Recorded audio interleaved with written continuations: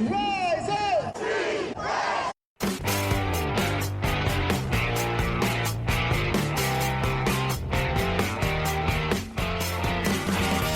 This is the Rise Up See Red podcast, all about the Arizona Cardinals and the NFL, featuring insider and outsider perspectives. Enjoy the best hour of Cardinals talk on the web.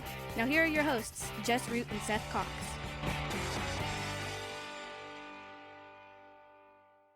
Hello, Arizona Cardinals fans, and welcome to the latest edition of the Rise Up See Red podcast of SR Cardinals Talk on the web. I'm your host, Jess Root from CardsWire.com, the USA Today NFL Wire site, with my co-host for our preview show. This is Seth Cox from RevengeOfTheBirds.com, SB Nation's Arizona Cardinals site, and also one of the hosts of the original Draft Breakdown podcast. We're in episode 501. This is our Week 17 preview, picks, and props show, Seth. All I can say is, hey, guess what? We're going to get our pants beat off this week.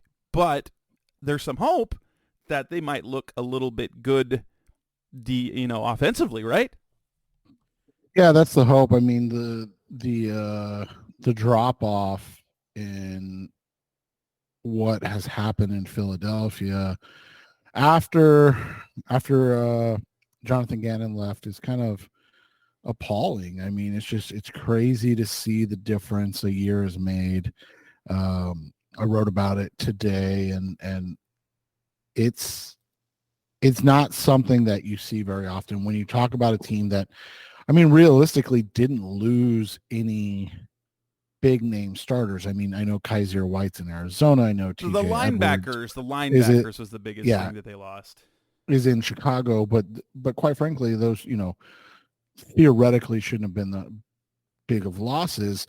Javon Hargrave was probably the biggest loss, but you felt like with all that they've done in the draft and how much they've been lauded for all that they're doing, bringing in every single Georgia player that's ever played in Georgia, that, they were going to be one of the best defenses in the NFL. And it just seems like it seems like one of the things that always wins out is winning again, and that's Father Time, right? Darius Slay is he 32 this year, I believe. I got to double check. I don't know if Pro Football Reference just doesn't change their age, or if he's 32 this year. James Bradbury's 30. They traded for safety Kevin Byard, who's 30. Like, this is an all-in team right now. Yeah, I mean, you have Brandon Graham and Fletcher Cox, who are 33 and 35 respectively. I mean, Bradley Roby, who was playing quite a bit early in the season, is 31. Zach Cunningham is 29. Hassan Reddick is 29. Like, these guys are all they just signed a very old-looking Shaquille Leonard. For those of you not familiar, used to be Darius Leonard. One of the best off the ball backers there were, and then looked slow this year, didn't he?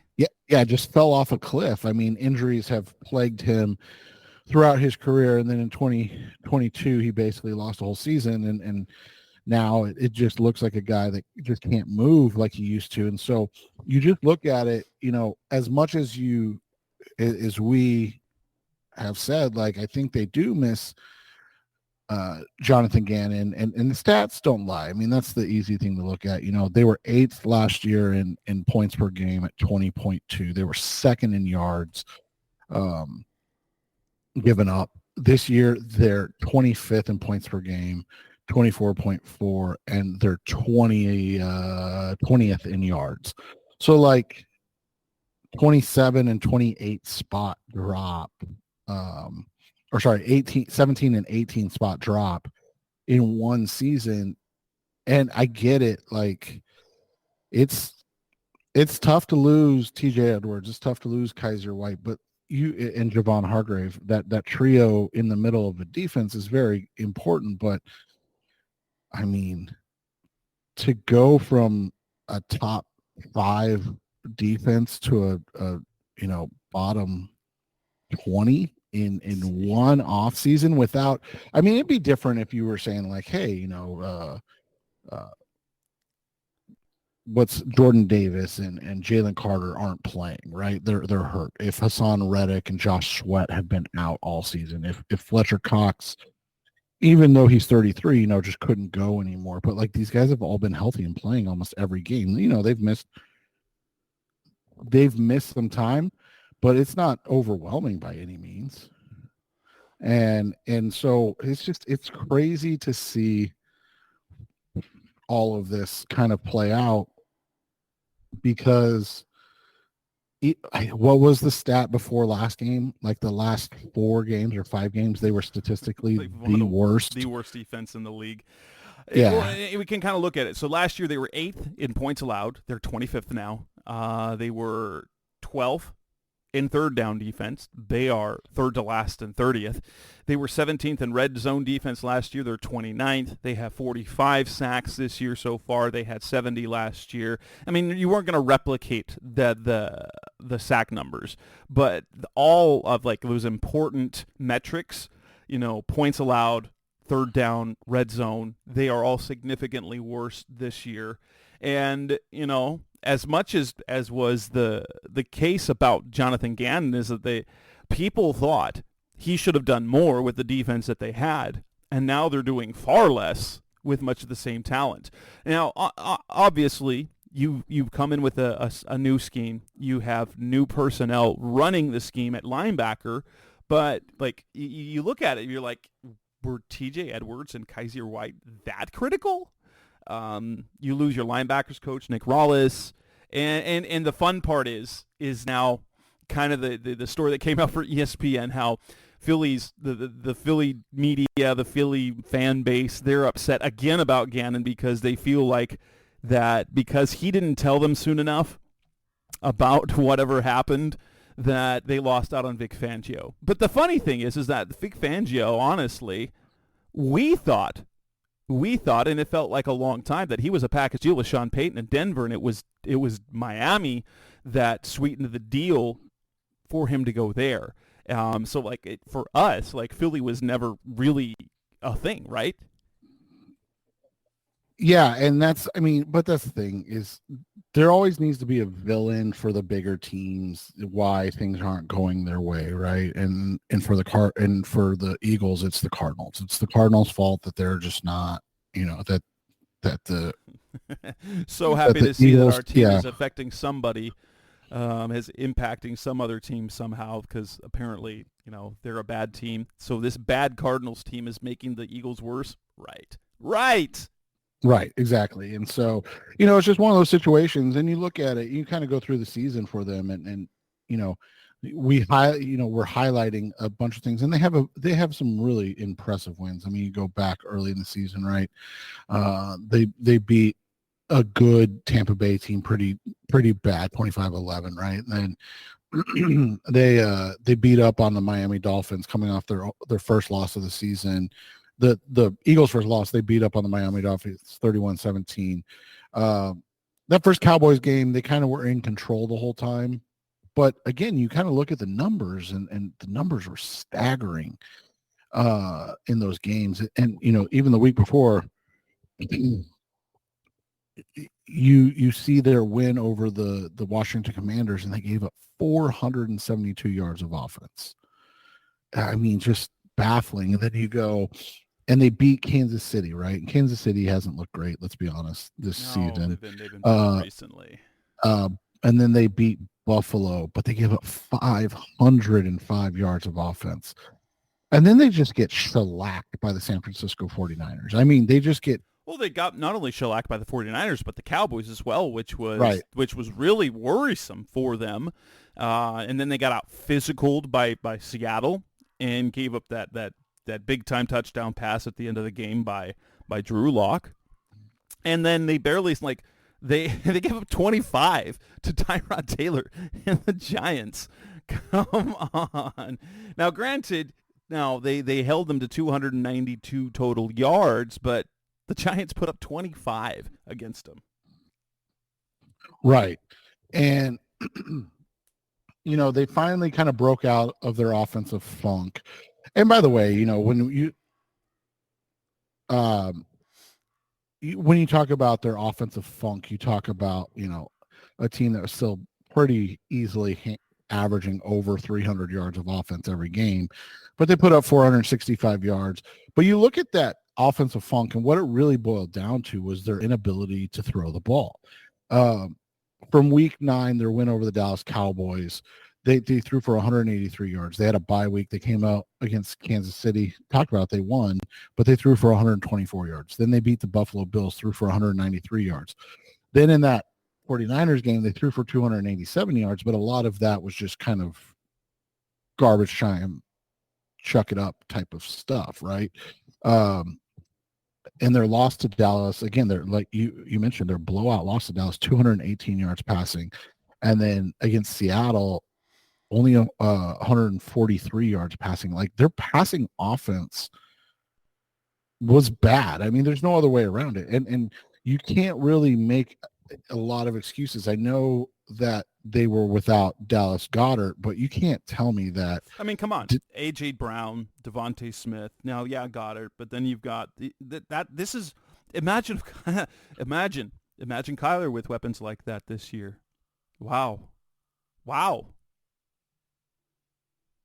Yeah, and so that's that's the way it's been, and so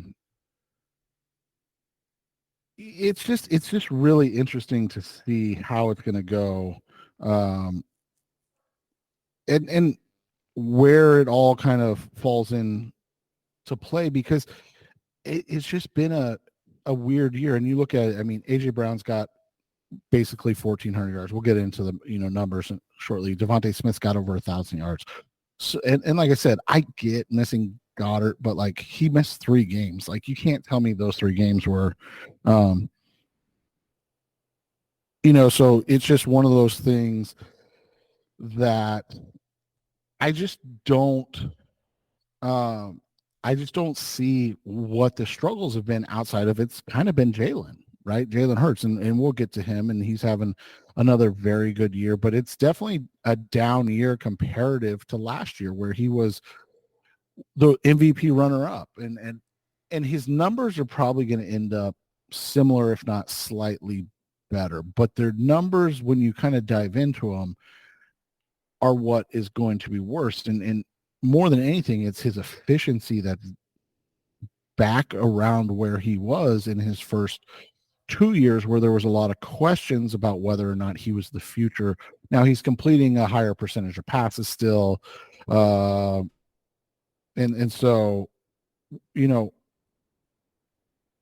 it's one of those situations where I mean, outside of the national games, and I'm sure you're the same, I haven't dug into enough Philly film to see what's going on. But to see a guy that went 14-1 last year and made a lot of it look easy and was incredibly efficient, to now this year where it looks like a slog every time he's on the field. And by the way, that's not going to change what's going to happen this week, right? Like, we know what's going to happen, but like you said, it's just interesting that that's where his season is comparative to last year, because it's just so different from what we saw and what we kind of expected. Because regression is fine, but he's basically playing at the level that we've seen Murray play, right?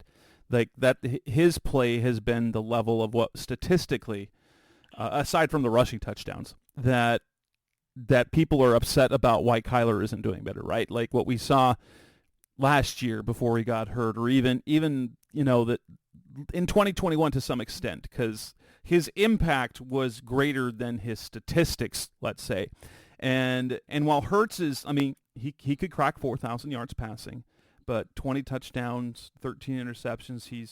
He's not got the same turnover to touchdown rate. Granted, he does give you 15 rushing touchdowns, so that gives him 35 total touchdowns. So that's still a really good year. But yeah, last year really felt sort of like there was a groove that there hasn't been this year. Right. And it's weird. I think I texted you this a couple times too. Like when you watch him run now, he did look a little better this week, but like he just looked slow at the beginning of the year. Almost like he was kind of heavy, like overly musculature, if you will. And he just wasn't moving quite as fast. And so, it's interesting because they're still obviously a great team. They're still playing offensively, especially statistically speaking. They're still playing at a high level. I mean, seventh in points, down from I think second last year or third last year, third. But that's a huge change, right? 28.1 points per game and only giving up 20.2. So basically an 8 points per game differential.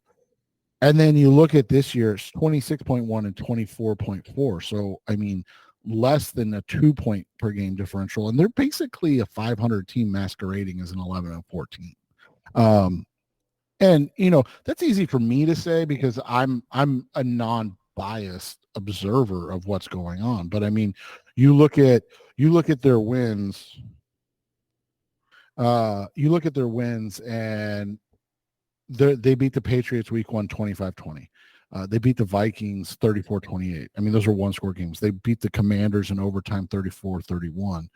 They lost to that Jets. We all remember that night, right? That was a kind of a crazy loss. Then they come back and they kind of make it look easy and boring against the Miami Dolphins. Remember that game, 31-17, and Miami, everybody basically was like, oh, they're frauds, 244 yards of total offense for Miami. And those games, that first 7 sets of games, you were like, hey, this is still a really great team.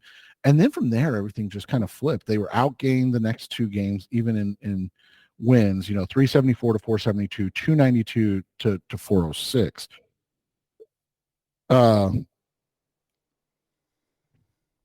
And then the next week they beat Kansas City again, outgained. They beat Buffalo, outgained. And then kind of like what we talked with Brock Purdy about on Tuesday, right? Like sometimes like you can get away with those things for a couple of weeks or even 3, but they got away with it for 4 weeks in a row. 4 games in a row they got away with it, and then it all came crashing down, and San Francisco beat them down, and Dallas beat them down, and then Seattle kind of played them to a stalemate, but their defense wasn't good enough and their offense just couldn't make enough plays. They had the 2 turnovers, and then like you said, the New York game, like Tommy DeVito basically spotted them 2 touchdowns, and Tyrod Taylor comes back and makes plays. So it's just one of those situations where you I just don't know what to make of this team outside of that they're far and away better than the Arizona Cardinals. For sure. It's not like they're struggling like the Cardinals are struggling. They just, with the expectation of being a Super Bowl team, haven't always looked like one this year. Now, there's postseason, things change and all that, but it's been far harder for them this year than last year, which I guess should be somewhat expected because they are a year older at many positions. While they don't have 70, or they're not on pace to get to those 70 sacks they had last season, 45 is still a lot. Hassan Reddick still up there with 11 sacks, another double-digit year for him. Josh Sweat has 6.5. They have 4 players with at least 5, is Fletcher Cox and rookie Jalen Carter, have 5 sacks each. You've got, Nicholas Morrow, who came in this year, with Zach Cunningham kind of replacing the TJ Edwards and Kaiser White duo. He's come in with 70 tackles and 3 sacks and a forced fumble and 4 pass breakups. So he's been pretty productive this year. And 10 tackles for loss. He leads the team in that number as well, except for Reddick with his 12 tackles for loss. And then, the fact of the matter is they still have a lot of weapons offensively. And so while defensively kind of been the struggles, metric though, you look at kind of the rankings, and this is where this is interesting, is that they're number 5 they're number 6 in, no, that's bad. That's their offense. They run the ball really well, but defensively, They are a top 10 rush defense. However, they're very middle of the road in yards per attempt, which, you look at the Cardinals and what they can do. But DeAndre Swift is having a fantastic year. He's got 988 yards on 4.6 yards per carry. Obviously, if they get to 3rd and 1 and 4th and 1, it's an automatic first down. Kenneth Gainwell, he's done a little bit of everything this year. He's got 207 rushing yards and another 168 in the passing game. Then you go to A.J. Brown and Devontae Smith, both over 1,000 yards. And so that offense is still really good. And despite the limitations or kind of the down year that Jalen Hurts has had, that's in no way we think that he's going to struggle with the Arizona defense, right? Right, and that's just kind of what it is. I mean, you look at it, you mentioned, Swift, he's having a great season. He's probably going to have 1,000 yards from scrimmage or 1,000 yards rushing for the first time in his career. And you look at what he's done this year, it's kind of funny that, again, you go back, his efficiency is good. It's not great, but it's good. That, 4.6 yards per carry is a good number, but you look at last year, 5.5 yards per carry. His touchdown numbers are a little interesting, but not shocking with, of course, Jalen Hurts and never getting the ball if they're inside the 2, basically. And I think I read a crazy stat where he's been stopped at the 1 8 times this season. So, which again just means that he's not going to get a touch there, which is unfortunate. But I mean, also fantasy Jalen Hurts fans, fantasy owners with right. Jalen Hurts are happy for all the touchdowns inside the 1. Yep, for sure. And it's crazy to see the disparity because Jalen has 15 and DeAndre has 5, but DeAndre has 70 more carries than Well, the fact of the matter Jalen is Hurts. that brotherly shove play is so it's virtually unstoppable. The only thing that stops them are illegal formations. It's really when they call offsides on their guards. And that's really the only thing. And the fact of the matter is they have an incredibly strong running quarterback. It's not that he's mobile, but he's very strong in the lower body. Their center, Jason Kelce, is one of the best in the game, even in his 30s, right? And the leverage he creates off the snap is kind of what the difference is that between that, Hurts' strength, and it's kind of because almost no one else in the NFL has been able to replicate that consistent success with that play, which is why when I keep hearing people talk about they need to ban the play, it's like, why? Only one team does it well. Right, and that's what it really matters, and that's what I say to people all the time is like, and people go, why don't the Cardinals do it? Because they don't have a quarterback that squats 600 pounds. Like, if people don't understand that, we've watched Patrick Mahomes get hurt on that play, right? Like, he had to miss 4 or 2 games a couple seasons ago when he injured his ankle on that specific play. Like, that's why you got Clayton Tune. And he's been efficient at the couple times that he's been in. That's totally what it's good for. And it's the Cardinals. They have lots of other weapons. And so, yeah, let's go on and talk about the game now. Coming up next on the Rise Up Series podcast, best of Cardinals talk on the web. Let's move on to the matchups, the keys. We're actually looking at the game matchup, Cardinals-Eagles. That's coming up next on Rise Up Series. We're back on the Rise Up Series podcast, best of Cardinals talk on the web. Moving on from talking just about the Eagles, how do the Cardinals match up? So, yeah, we've seen the Cardinals. The Bears put up 27. The 49ers put up 45. The Rams put up 31. The Ravens put up 31. I'm sorry, the Rams scored 37. The Ravens scored 31. This defense, they're going to struggle to slow this offense for sure because I don't see them slowing DeAndre Swift. Khalil Herbert basically ran all over them. Justin Fields ran all over them. And I don't see how that's going to change that. And we joked about it what was it, on Tuesday or whenever it was we were talking on the show, how, if the Bears could rush for 250 yards, I would expect that much to 300 yards between Swift, Hurts, and Gainwell, right? Yeah, but the problem being that they also have an excellent passing game, a good offensive line, and so it's going to be really tough to see them even be able to stop the pass. And so that just, it's just a situation that you look at and you're just wondering, like, where do they get enough stops to even be competitive in this game? And it's not to be doom and gloom. We're hopeful that this team is going to flip the switch and be able to compete in terms of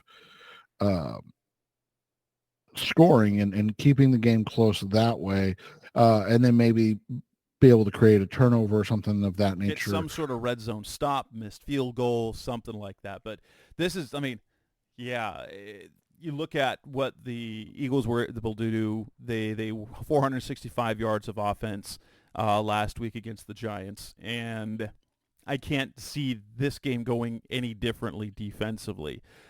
We still have not, yes, the Cardinals got a sack last week, but that wasn't a real sack. That was a sack for Dennis Gardeck, who happened to be closest to Justin Fields, who ran out of bounds. They still haven't been getting to the quarterback. That's now 4 games where the pass rush has basically been non-existent. Teams can run basically at will against the Cardinals, and so I don't see, if you're talking about defensive keys, create turnovers, slow the run game, but I don't know how you're going to do that, especially now that Jonathan Ledbetter's done, and you're starting Chris Barnes, who's your third best off the ball backer, and you're getting now in Zaven Collins, their best edge run defender, has been limited with an ankle injury this week. We'll see how that goes, but it's one of those games where you're like, we got keys, slow the run, but I'm not sure how they're going to do that. They're going to need an insanely disciplined performance from literally everybody on the defense, and they can't miss tackles, and they've been missing tackles. Too many tackles, and they're just not, again, from a talent perspective. And I don't know if you mentioned it, they might be getting Lucky Fotu back this week, which should theoretically give them a little, but how much can you expect of Lucky when he hasn't played in, a month, and he's not going to be in game shape yet. So is he going to be able to, give you even 40% of the snaps, in this game? Yeah, you're talking about a starting defensive line of Kevin Strong, Roy Lopez, and Dante Stills. That's not going to exactly instill. It's not threatening to anybody that the Cardinals face. Well, and then, like you said, especially one that runs the ball so well anyways, and you've got an interior line of Kelsey, Cam Jurgens, and Landon Dickerson, who have been playing well. They're kind of weak link, and then they have a Hall of Famer in Lane Johnson. Their weak link is the Tayavati, right? Like the guy from the 7th rounder who's been good. He hasn't been. You mean? Yeah. Sorry, I can't pronounce his name. Yeah, Mailata. Sorry, yeah. Jordan Mailata. Yeah, the 7th rounder who's been good. He hasn't been. It's not like he's an all-pro by any means, but he's been very good. And when he's your weak link, you're like, oh shoot, that's a good team. And so that's where they're at from that perspective for the Cardinals. And you look at it. I think what we saw last week, if for those that watched, Christmas Day, I don't blame you if it didn't. It was 2:30 in the afternoon, and you have a lot of better things to do with your life than watch the Philadelphia Eagles take on the New York Giants. It's different than if you're watching the Cardinals or even a big game. But this is that's a scrub team against. That was an NFC East game with the scrub team and the Giants that's playing their backup / third string quarterbacks. Right, and you look at it, and they've got but what kept them in this game? Well, it was Jalen Hurts. Jalen Hurts threw a pick 6. He had a fumble. Boston Scott lost a fumble on a kick return that the Giants recovered and then immediately scored, and that was coming out of the half, right? So, they're a very sloppy 11-4 team. They're not as buttoned up nearly as they were last year when you're talking about a team that forced a lot of turnovers. They still had, they were fifth in turnovers forced, and they were fourth in amount of turnovers. They had 19 turnovers total last year. Already this season, they're at 23. And then they're 20. I guess there's one of our keys. Take care of the football, which they've done. The Cardinals have done a pretty good job of taking care of the football since Kyler came back. I was going to say that's one of the things that is super underrated about Kyler, and it can be to a frustrating standpoint too, is that sometimes he's overly cautious with the football, but he's also a guy that's been taught his entire life the most important, as a coach, I can tell you the thing you hammer in kids early is like the most important thing is the football. Like, take care of the football. Don't give it to them. The Eagles have turned the ball over 7 times in their last 3 weeks. They've only taken the ball away twice. So, if the Cardinals can take care of that, at least be competitive. You want to see James Conner perform well. He was the lone bright spot basically last week. I wouldn't say Kyler was but Kyler couldn't show off much. We want to see Paris Johnson against Hassan Reddick. That's going to be a big one. Reddick rushes a lot from that side, and he moves around a lot, but that's going to be another important matchup there, right? And then how does the interior line hold up against those big guys? Fletcher Cox, Jordan Davis, Jalen Carter. Those are all beasts. They're honestly all of them, including the old man Fletcher Cox, are freaks of nature. But in terms, Jalen Carter and Jordan Davis are just two of the most ridiculous athletes at their size that we know of. And Jalen Carter is super productive this year. 5 sacks so far from the interior. He's got a fumble recovery that he returned 42 yards for a touchdown. Yeesh. He's been good, and that's not even in a starting role. He is a rotational guy. He's got 5 sacks. Fletcher Cox, still 33 years old. He has 5 sacks of his own, 17 quarterback hits. And they get to the quarterback, so you've got 23 quarterback hits from Reddick. Josh Sweat has 22, and then 17 for Fletcher Cox. They're getting it from the edge, and they're getting it from the interior, which, that defensive line, that offensive line is going to have to hold up, and that run game's got to be consistent enough so that the Kyler doesn't have to drop back 40 to 50 times. Yeah, and that's the one thing is when you do drop back and when you start to play that game that plays into Philadelphia's abilities in their hands, and that's what makes it tough. But you look at it on the other side of things. They've sacked the opposing quarterback 40 times this season. They've Jalen Hurts has been sacked 34 times this season. A lot of that comes from, again, I just don't think that he's moving with this. Again, I thought this last game or last couple games he's moving better, but he's just not moving with the same speed that he was prior. So we'll see. The other thing is their kicker has been fairly good this year. Jake Elliott, he's 28 of 30 from on field goals, 40 of 41 on extra points. But it's Philly, right? And kind of like Chicago, you always have to worry about. And I haven't looked again. The weather and what's upcoming, and Sunday's supposed to be mid-40s again, so it shouldn't be an issue. Cardinals have really, aside from the rain during the game against Pittsburgh, they've really looked out on their East Coast games. Yeah, and so you look at Elliott, he's missed one inside of 30 and one in the 50-plus range. He's been pretty nails this year. He's one of the better kickers in the NFL. Has been for a while. So it's, I don't know if there's a lot that you look at. It's one of those questions that I got asked in our weekly previews is like, what is a matchup that favors the Cardinals in this game? And you look at it and you're kind of like, you just kind of stare at the question for a little bit.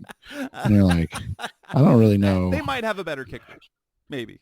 Right. Exactly. And I said this during the game against the Bears.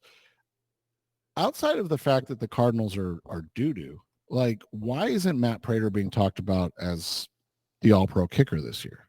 Like, what he's done this season for a team that's complete garbage has been nothing short of spectacular. I mean, I know he's only made 24 field goals, but he's 24 of 27, and 2 of his misses are from 50-plus yards. No, not just 56, 55 plus. They're for 55 and 56 yards. He's hit, he set an NFL record, 6 field goals made of at least 55 yards. He can tie the record for 50 plus with 2 more, which, knowing the Cardinals, they'll probably do over the last 2 games. But because that's the only way they can score half the time. So. Oh, it's just so sad, so sad. So, I mean, I don't know. It doesn't look like it's trending towards Hollywood's playing this week as he's missed 2 days in a row of practice. But they absolutely, I mean, they have to get something else from their receivers. Michael Wilson needs something. And maybe this is the game that they can do that. But that's really hard to do. It's really hard to do when you only have, you've got Michael Wilson, Trey McBride, and then and Michael Wilson, honestly, is a question mark right now. I mean, people were super high on him early in the season. It was easy, but the NFL's tough. And if that run game, if they can't get anything down the field at all from the receivers, it's going to be a long afternoon. Now, and I think the Cardinals can move the ball because I think they're going to be able to. And this is the hard part. Is they can keep, they've got to stay on schedule. For some reason, this team, if they get behind the sticks at all, their offense turns into garbage. Yeah, and I mean, that's just what it is. When you have no playmakers that are creating separation or getting separation, it causes issues. And it's one of the things that, you look at and you do wonder, and this is something that, I'd love to sit down with Drew Petzing and kind of just pick his brain of like, hey, are you just running the offense that you want to run moving forward, and you're kind of square peg round hole this thing with a bunch of slot guys that you're asking to run vertical routes and physical, routes and win in one-on-one situations where they're just overmatched physically, as opposed to like seeing that you have Rondell and Greg and a banged up Hollywood Brown, and you don't really have any size until Michael Wilson came back last week.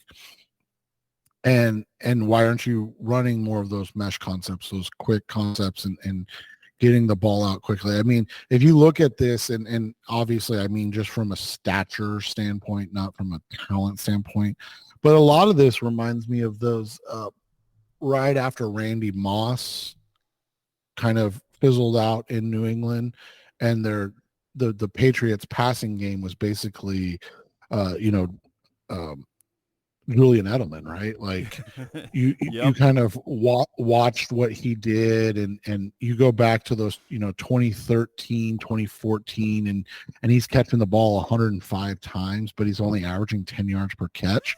and that's, that's what I look at and I kind of see, and it's like, why are you not, you see it, why not attack it that way? But, and I'll say this, like, if you're thinking like, hey, we're not playing for anything this year, so I want to be able to get Tyler comfortable making the reads and the throws that he needs to be making. I mean, you look at that 2013 Patriots team, and Edelman, Danny Amendola, don't know if people remember him, and Gronk played half a season. Like, those were the Aaron Dobson, Kenbrell Tompkins, like those were the other names. And so that's kind of what they have. And so it's like, why not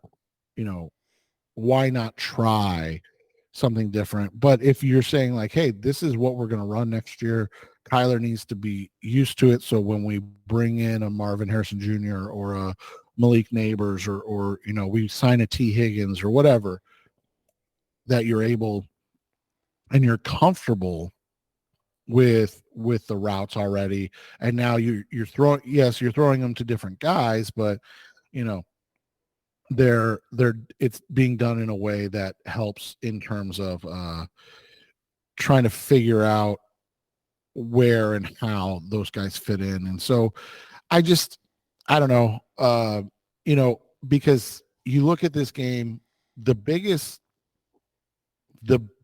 disparity or where they should theoretically have the best opportunity is attacking a terrible pass defense. I mean, like I said, 40 sacks. They're a very good pass rush team, but they're 27th in yards allowed, and they're 31st in touchdowns allowed.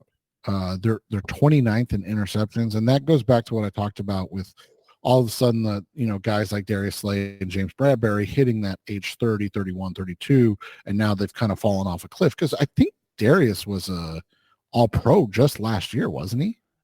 I'm looking right now. So he was a Pro Bowler, yeah. So he was a Pro Bowler last year.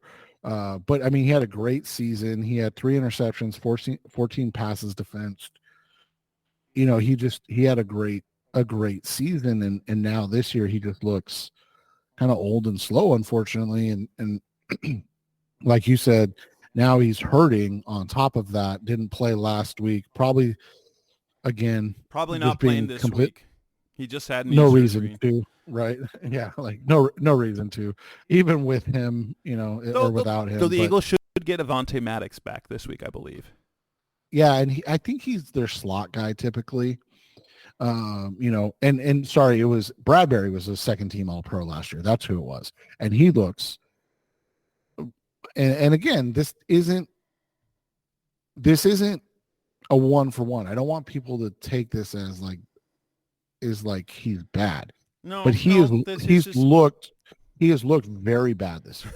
Like just not Marco Wilson bad, but no, not quite that bad. But so I mean, it's just tough. Like where are the matchups that you can take advantage of? That's where it is. But that's also probably the biggest weakness of the Arizona Cardinals right now.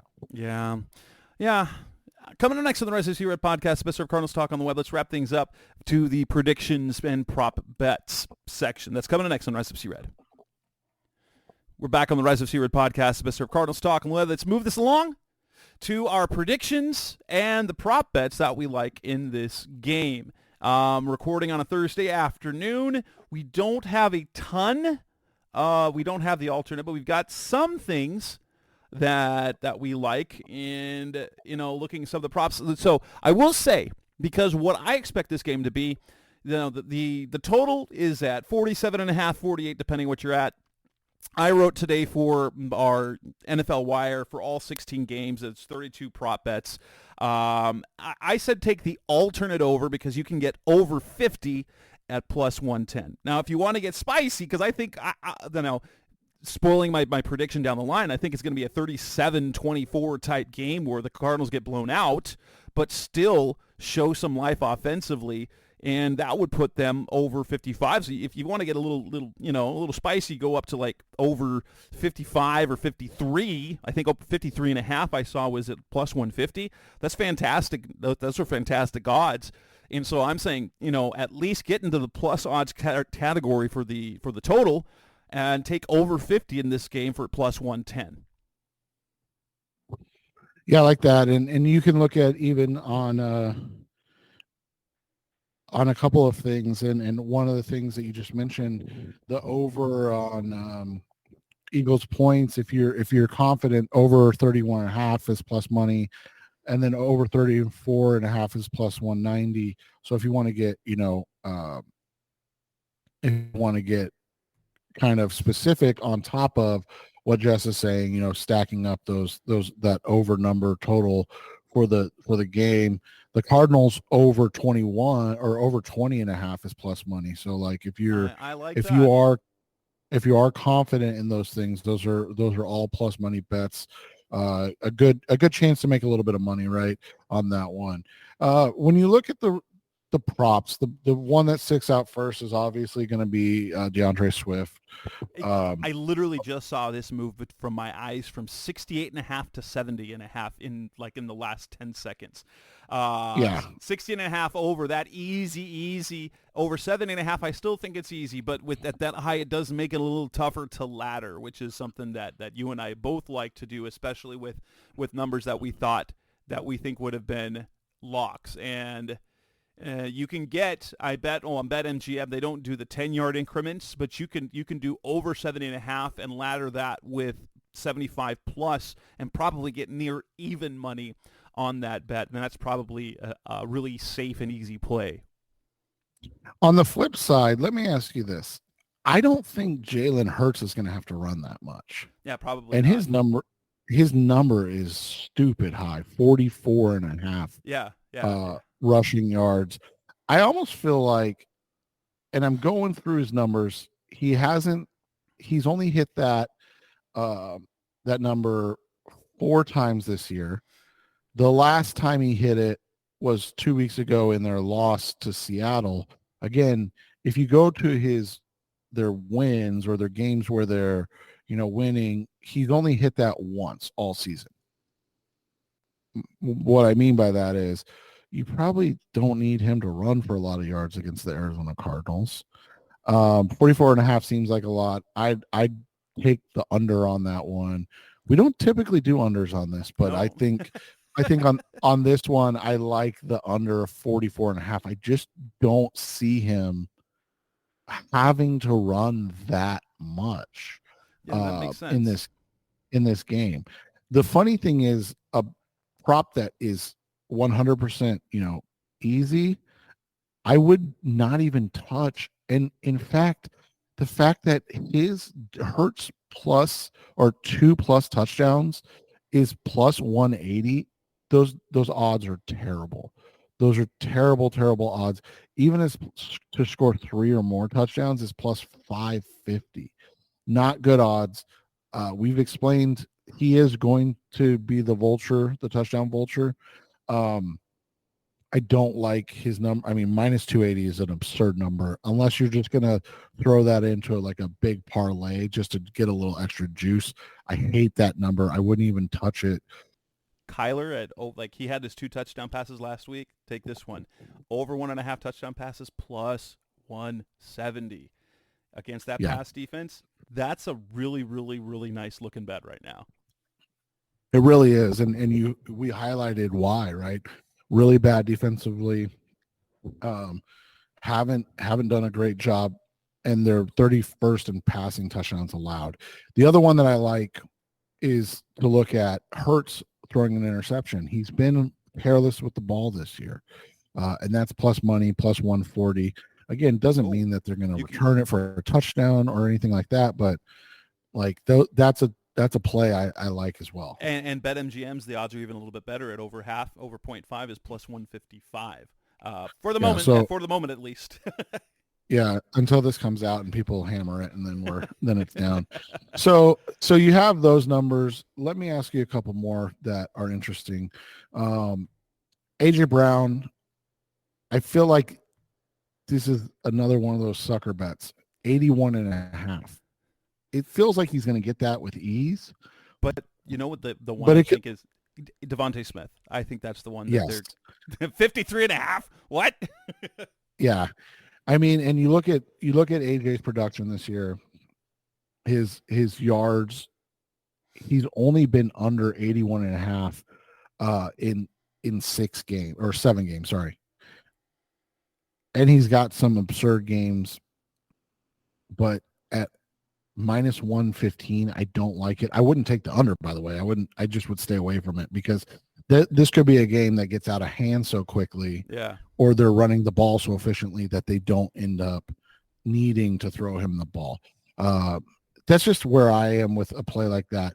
But like Jess said, Devontae Smith over 53.5. If AJ was closer to 60, I'd play it. But like 81.5, he could have 75 in the first half and then they don't throw the ball in the second half. And then you're just like, what is happening?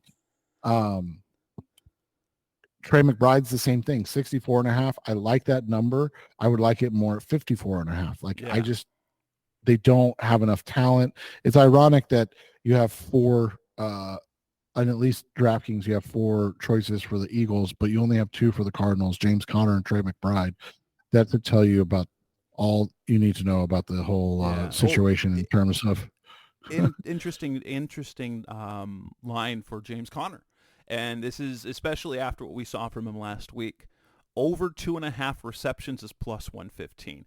I don't know if that will end up being the same type of thing, but based on what we saw from the offense last week, I mean, 3 catches for Conner, especially if they're having to rely on the pass game. And with the way that they have to check down to the backs, last week, Conner had 5 catches. Amari DeMarcado had 7 catches. I don't know if they'll be able to replicate that, but with the plus odds at plus 115 for over 2.5, that seems like a really, really nice play. That, if we go trending the offense, makes a lot of sense. Yeah, I really like that call. The other one is Kenneth Gainwell over 1.5. They like to run screens. They like to get him the ball out of the backfield. I think that's one that he could get that on one drive, right? You get 2 catches on one drive, type of thing. And so, I mean, the problem is the risk is with that. You look at his numbers. He had 3 last week. The 2 previous games he had 0, but then the games before that he had 5 and 2. So again, he's kind of all over the place. But his targets are pretty consistent. I mean, he's only had 2 games with 0 targets. And most games he averages 3 targets. So like you're talking about a guy that short yardage, get him the ball. I like that one. And then the last one, and these are the Jess specials that I like to look at. Jess has, got me turned on to these. There's a couple. Any team scoring 40 plus points is plus 340. I don't mind that one. That's again, that's a shot in the dark, but like with right, not something you put a lot of money on, but just something to look at and go, hey, yeah, I like that. And then the other one was the points bands. It's something I've been looking at a lot. The Eagles 31 to 40 is plus 185. Ooh. I really like that. And then they're 21 to 30 is plus 165. So if you're slightly cautious, that's not a bad. Those aren't bad hedges right there, right? Right. Plus 165, plus 185. You can make, you can get a little bit of money there. And then, old reliable Matt Prater's not on the board right now, so we don't need to worry about doing? that. Why do they not have any kicking props for the Cardinals? That's absurd. So, but it is one of those situations where you look at it and just be able to get. Never mind. That's not good odds. Over 2.5 extra points made for Jake Elliott. That's a lock. Oh, it's minus 190. Don't touch it. Right. Yeah. Don't mess with. Don't waste your money on that. Final score predictions. What's your final score prediction? I got the Eagles going 37-24, and that gives basically it gives the Eagles 4 touchdowns, 3 field goals. Basically, the Cardinals never stop them. But the Cardinals do put up over 20, and that gets them to that gets them over to the 50 mark. So you can hit the plus odds on the over 50, that alternate line. But honestly, I like this game in terms of entertainment value. We'll see Kyler put together a high statistical performance in a blowout loss, and maybe people will look at that and say garbage time, whatever, but we're still waiting to, like, last week's statistical numbers were solid and he got nothing from his receivers. So I kind of hope to see that sort of thing where he puts up some numbers. They get, maybe Michael Wilson breaks open 50, 60 yards. Greg Dortch and Rondell Moore all get a few yards, and Trey McBride as well. But yeah, I think ultimately it'll be a 2-score loss. That the Cardinals will not cover the 10.5-point spread. So I'm taking the Eagles, taking the over. But the Cardinals actually aren't awful. So at 37-24. Yeah, I'm going to go just a little bit less, 34-21. Eagles win. Cardinals don't cover. They have a chance at the end and aren't able to get it done. This just feels like one of those games that could get out of hand quick, and then they kind of make a comeback a la what we saw last week with the Eagles and Giants. Remember, the Eagles were up 20-3 at one point, and the Giants technically had the chance to tie it at the end, and so we'll see how this works out. But yeah, this is not a game that Jess and I have any confidence in them. Nope. Let's keep the number 2 pick. Maybe let's get wild and have Carolina sneak a win this week and tie the Cardinals. Now they'll still be ahead with the strength of schedule, but the Jaguars looking kind of questionable with Trevor Lawrence maybe not playing. Let's play around with this a little bit. Cardinals lose, they further fall to 3-13. And with that, we got one more show this week. I'll be recording on Friday, so you'll hear it on Saturday. My interview with Eagles Wire managing editor Glenn Irby, who's been on the show before multiple times. But with that, we will wrap up this edition of the Rise Up C-Red Podcast, episode 501, the best hour Cardinals talk of the web. This is our preview, picks, and prop bet show. That's Seth Cox. I'm Jess Root. Thanks for listening as always. We'll be back again tomorrow. Thanks for listening. Thanks for listening to the latest edition of the Rise Up C-Red Podcast. Listen to previous episodes and subscribe to the show on Apple Podcasts, Stitcher Radio, Audioboom, or many other podcast platforms so shows are delivered directly to your mobile device. Please give the show a 5-star rating and always support the sponsors who support the show. We'll be back soon for the best hour of Cardinals talk on the web. Rise up Red Sea, be Red Sea Red, and of course, Rise Up Sea Red.